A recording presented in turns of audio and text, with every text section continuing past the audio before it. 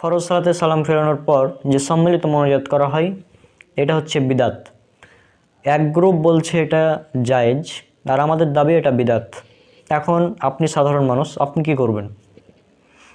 আপনি বলছেন যে অমুক হুজুর বলছে এটা বিদাত, অমুক হুজুর বলছে এটা জায়েজ। তা আমরা সাধারণ মানুষ, আমরা এখন কোথায় যাব?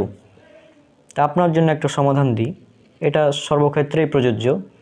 এই সমাধানটা আমি নিজে নাম দিয়েছি, এটার নাম হচ্ছে সেফ জোন। ঠিক আছে, সেফ জোন অর্থাৎ নিরাপদে থাকবেন আপনি কিভাবে। আচ্ছা দেখুন, ফরজ সালাতের পর সালাম ফিরিয়ে সম্মিলিত মোনাজাত করা এর পক্ষে যারা জায়েজ বলছে তাদের কাছে কিন্তু কোনো দলিল নেই, নাম্বার 1 পয়েন্ট। এবং নাম্বার 2 পয়েন্ট, সেটা হচ্ছে আমরা যারা বিদাত বলছি তারা বিদাত বলছি এবং সাথে সাথে আমরা আমল দেখিয়ে দিচ্ছি সহিহ হাদিস থেকে। হ্যাঁ, তো আপনার জন্য উত্তম হচ্ছে এটা না করা। যদি আপনি ফরজ সালাতের পর সম্মিলিত মোনাজাত করেন তাহলে এর ফজিলত কি আগে আপনাকে সেটা বলতে হবে। আপনি কিন্তু বলতে পারবেন না, কারণ ফরজ সালাতের পর সালাম ফিরিয়ে সম্মিলিত মোনাজাত করলে কি হয় এটা কিন্তু বলতে পারবেন না। কিন্তু আমরা যেটা বললাম,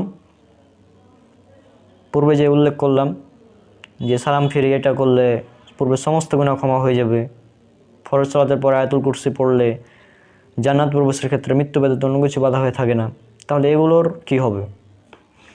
এগুলোর রয়েছে ফজিলত এবং এগুলো সহিহ হাদিস। কিন্তু আপনি যেটা করছেন সম্মিলিত মোনাজাত, এটা দলিলবিহীন বিদাত।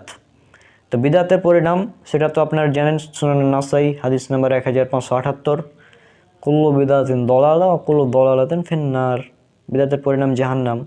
সুতরাং আপনি যদি সেফ জোনে থাকতে চান, আচ্ছা ধরলাম সম্মিলিত মোনাজাত জায়েজ, তারপরে এর কোনো ফজিলত নেই, হয় জায়েজ যদি হয়েও যায় তারপরেও আপনার কোনো যায় আসে না, আপনার কোনো ক্ষতি হচ্ছে না। কিন্তু যদি এটা বিদাত হয় তাহলে আপনি বিপদে পড়ে যাবেন কিয়ামতের মাঠে। তাহলে আপনার জন্য নিরাপদ সম্মিলিত মোনাজাত না করা, এটাই নিরাপদ, এটাই সেফ। কারণ যারা বিদাত বলছে তাদের দলিল বেশি শক্তিশালী, আর যারা জায়েজ বলছে তাদের কাছে কোনো দলিল নাই এর পক্ষে।